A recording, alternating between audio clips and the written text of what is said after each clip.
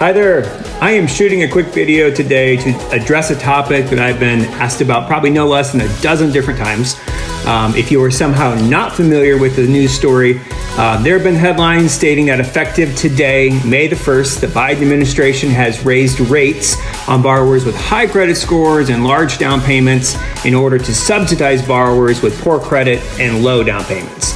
And even though I love to throw shade on Washington politicians any chance that I get, the real truth in this story lies somewhere in the middle, and it's not exactly what the headlines would make you to think. I have three main points that I think are important to share. Number one is this is actually considered old news. The headlines are touting that today, May 1st, is the day that everything changes. In actuality, the changes were announced back in January, and lenders have had this priced into the loan quotes that have been being sent out for the past 45, 60 days. So nothing new there. If you're currently in the market for a new home, don't sweat it.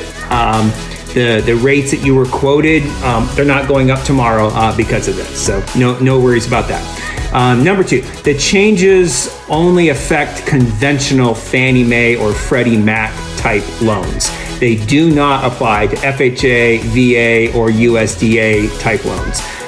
Number three is the LLPA rate tables that are being discussed in all of these articles. These LLPA tables are adjusted regularly to adapt to market conditions. So this in and of itself is nothing new.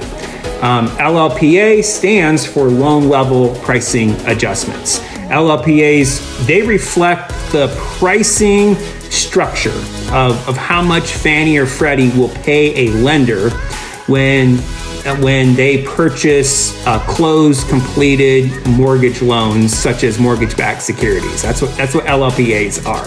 So you might ask, what has changed exactly? Loans that have higher credit scores or larger down payments, they receive a credit or an incentive from Fannie and Freddie on the overall price that is paid to a lender for that loan.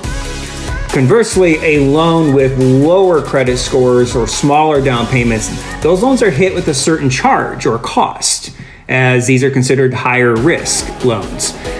The credits or costs ultimately get passed along to the borrower by the originating lenders in the quoted rates and fees that the borrower's receiving. With the most recent changes, the charge or cost for some borrowers with FICO scores in the range of 660 to 640, the charge or cost has been reduced. Also, the cost for borrowers in all FICO score ranges have been reduced for scenarios when the down payment is 5% or less. This is good news. It helps overall improve the affordability of housing. The controversy and the headlines that we're seeing lies in the fact that there are other scenarios where credit or incentive for loans that have higher FICO scores or larger down payments, that credit has been reduced. Still, overall, borrowers with higher FICO scores and larger down payments, they are still receiving significantly better rates and fees than borrowers with lower scores and lower down payments. It's just not quite as much of an incentive as it was before. The regulators that are in charge of administering LLPA rate tables, they have insisted that the rate changes were made entirely in response to market conditions and not an attempt to penalize the borrowers with higher FICO scores against the borrowers with lower FICO scores. Personally, I don't know all of the internal factors that affect these type of decisions and these changes, but I do agree the optics of the situation definitely have the appearance of a Robin Hood style allocation that the headlines are accusing them of. With all of that said, a little bit of update or new news is that last week, some lawmakers introduced a bill to reverse all of these LLPA changes or to at least make further adjustments to them. So it's literally anyone's guess what will become of that particular legislation. One fact that is certain is tweaks and changes to LLPA rate tables will continue to happen. That in and of itself is nothing new.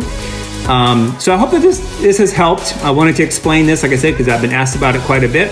Please comment or reach out if you have any questions or anything to add to this conversation. And of course, if there's anything I can do for you and your mortgage needs, please reach out. I'm happy to help. Have a great day.